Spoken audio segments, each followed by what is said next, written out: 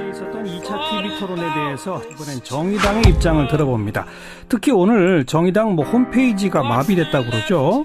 심상정 후보가 문재인 후보를 강하게 공격한 걸 두고 논란이 뜨겁다고 하는데 무슨 얘기인지 한번 들어봅니다. 정의당 선대위 후보 비서실장 김종대 의원 안녕하세요. 네, 안녕하세요. 네, 지금 홈페이지는 복구됐습니까?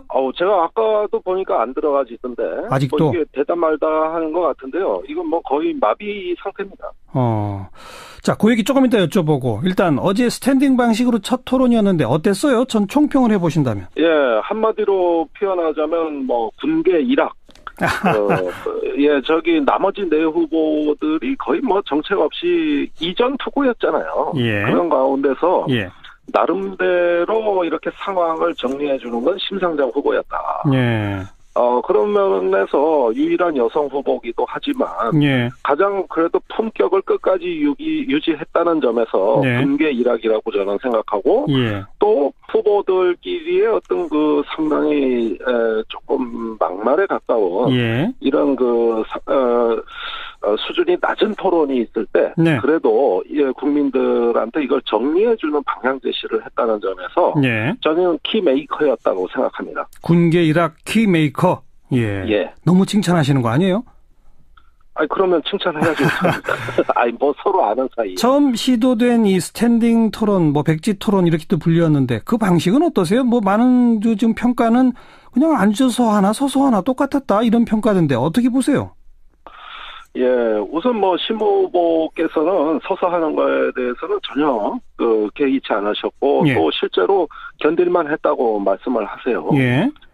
그러면서 이 서서 하면서 나름대로 상대 후보와의 토론이 긴장감을 조성하는 데는 훨씬 도움이 됐다. 예, 그리고 더불어서 여러 가지 어떤 토론 방식이 실험이 됐지만은 초기에는 상당히 적응을 못 하셨던 것 같습니다. 예. 그러나 예. 시간이 진행될수록 어떤 토론의 묘미와 예. 또 어떤 새로움이 이게 뭔가 좀 결이 다르구나. 예. 이런 점에서 저희는 나쁘지 않았다고 봅니다. 예, 발언 순서가 딱딱 정해져 있지 않고 중간에 아무 때나 말할 수 있으니까 말씀하신 것처럼 네. 전반부 좀 지나고 나서는 심상정 후보가 필요할 때 끼어들어서 자기 얘기를 툭툭 하시더라고요. 지금 그걸 말씀하시는 거죠? 예, 그렇습니다. 우선 끼어드는 방식도 자유롭게 풀어놓으니까요. 네. 이것이 양자보다는 다자 간의 토론일 때 효과가 있다고 보고요. 네. 특히 저희는 주로 질문을 못 받지 않습니까? 어제 질문 하나도 못 받았죠? 다른 토론도 그래요. 예. 네, 그 전에 방송 토론도 그랬는데. 예. 결국은 이제 질문이라는 건 아무래도 지지율 1위 후보에 집중이 되게 돼 있고, 예. 그런 가운데서, 저희가 다소 소외될 수 있는 위험이 매우 컸음에도 불구하고, 예. 자유로운 토론 방식으로 이걸 보완할 수 있어서, 예. 정의당 심상정 후보한테는 상당히 도움이 됐다고 봅니다. 예. 대북 송금 문제 논의할 때 심 후보가 이거 언제까지 써먹을 거냐 호통도 치셨고 또 홍준표 후보 설거지 발언 관련해서는 사과도 2번 이렇게 요구해서 받아내시고 이런 게 이제 아까 언급하신 이른바 키메이커 이런 역할을 했다 이렇게 보시는 거죠? 예, 그렇습니다.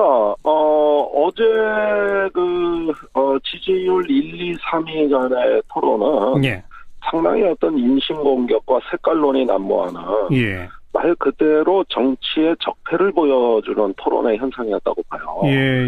그런데 지금 이 촛불 광장이 만든 사상 초유의 대통령 보궐선거라는 것은 예. 이제 같이 좀 살자.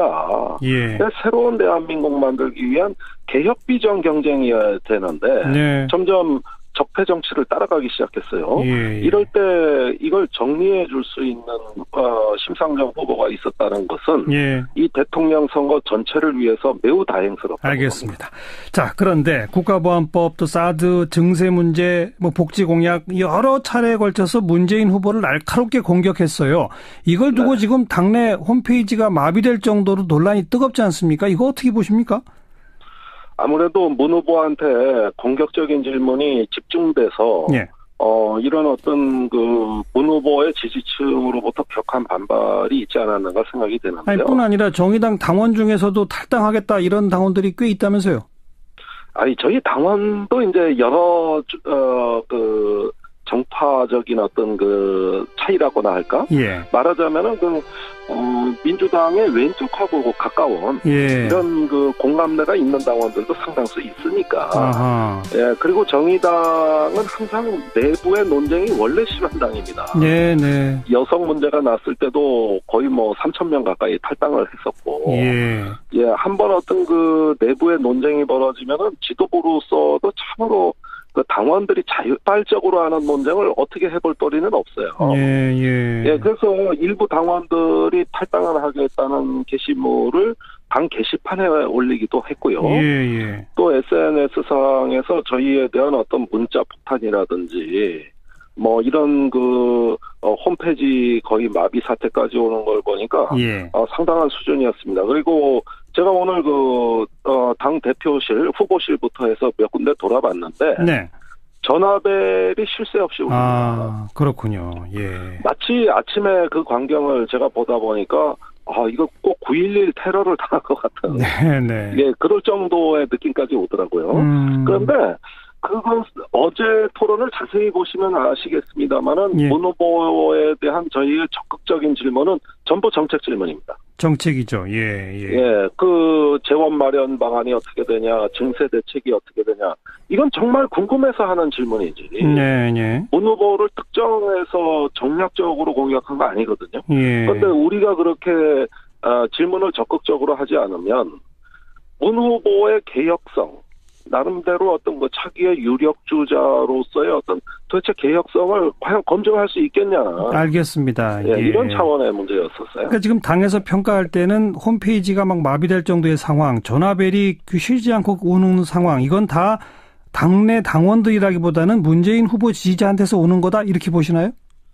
당연하죠. 그 양으로 보나 우리가 지금 3만 당원인데 그 3만 당원 중에 일부가 이건 너무 문 후보한테 좀 야박했던 거 아니냐 이런 의사표시지, 그분들이 전화를 아무리 많이 해도 지금같이 홈페이지가 마비되고 전화벨이 전방위적으로 쉴 새 없이 울리는 이 정도 수준까지는 안 갑니다. 지금 일부 언론에서는 그 정의당 내부의 당원들 간의 논란 때문에 홈페이지 마비된 것처럼 보도되고 있는데 그건 사실과 다른 거군요. 그러니까. 아니, 외부에서 많이 들어오고 당 내부 논쟁은 당 게시판 쪽에 주로 몰려듭니다. 이게 주로 당원 게시판이라 그래. 우리는 단계라고 해요.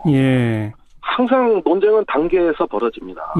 그러면은 이런 논쟁으로 인해서 용량이 엄청나게 과부하가 걸린 것은 맞죠. 그러나 그것은 예전에도 비슷한 일이 있을 때 다운되는 사태까지는 안 갔어요. 알겠습니다. 지금은 외부 공격이 있는 겁니다. 그렇군요. 자, 그래서 앞으로 그러면 홍준표, 유승민 이런 보수 후보와 더 각을 세우는 식으로 전략을 수정하실 겁니까? 전혀 그럴 계획은 없습니까?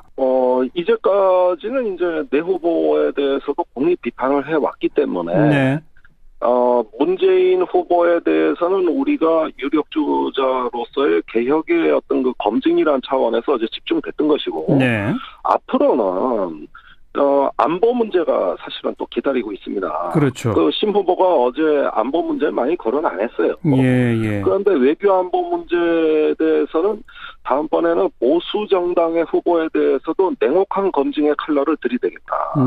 그러다 보면은 다소 또 양상이 달라질 수 있다고 봅니다. 다음 토론은?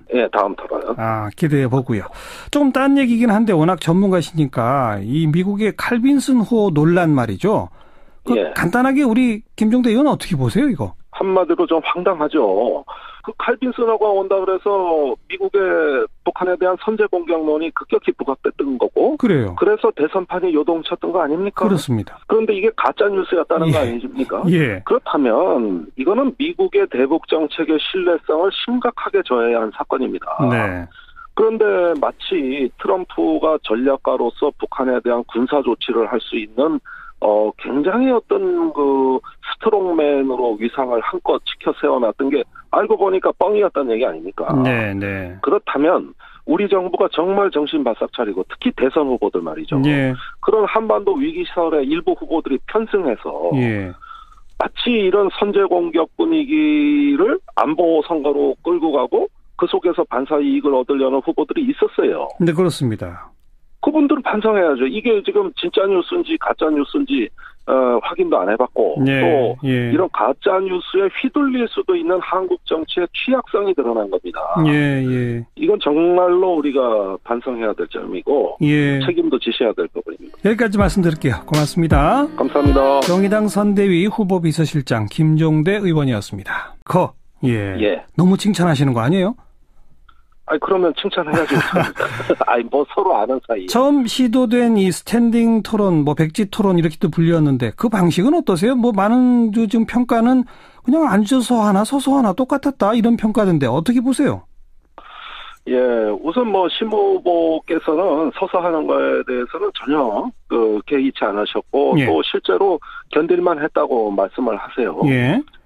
그러면서 이 서서 하면서 나름대로 상대 후보와의 토론이 긴장감을 조성하는 데는 훨씬 도움이 됐다. 그리고 더불어서 어제 있었던 2차 TV 토론에 대해서 이번엔 정의당의 입장을 들어봅니다. 특히 오늘 정의당 홈페이지가 마비됐다고 그러죠.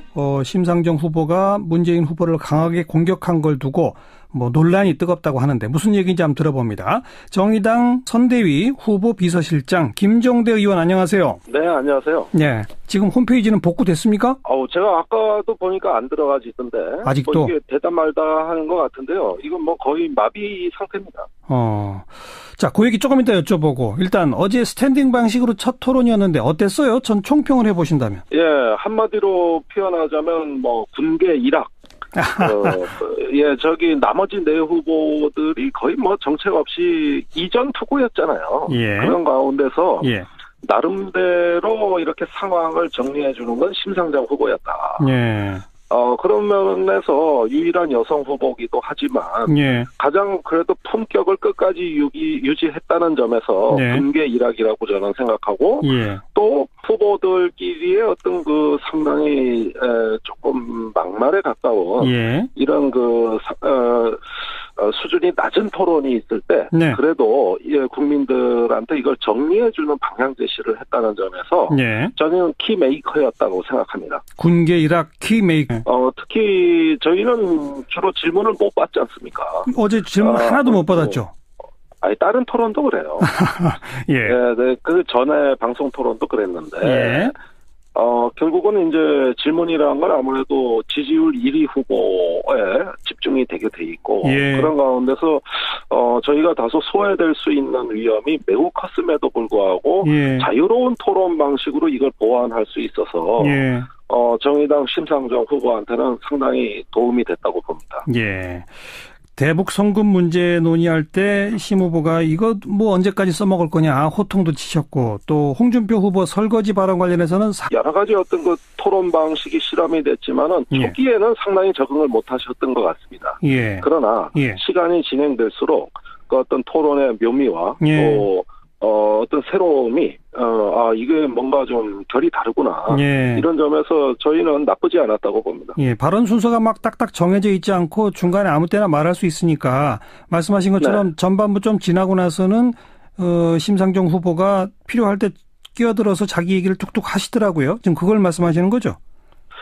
그렇습니다. 우선 끼어드는 방식도 자유롭게 풀어놓으니까요.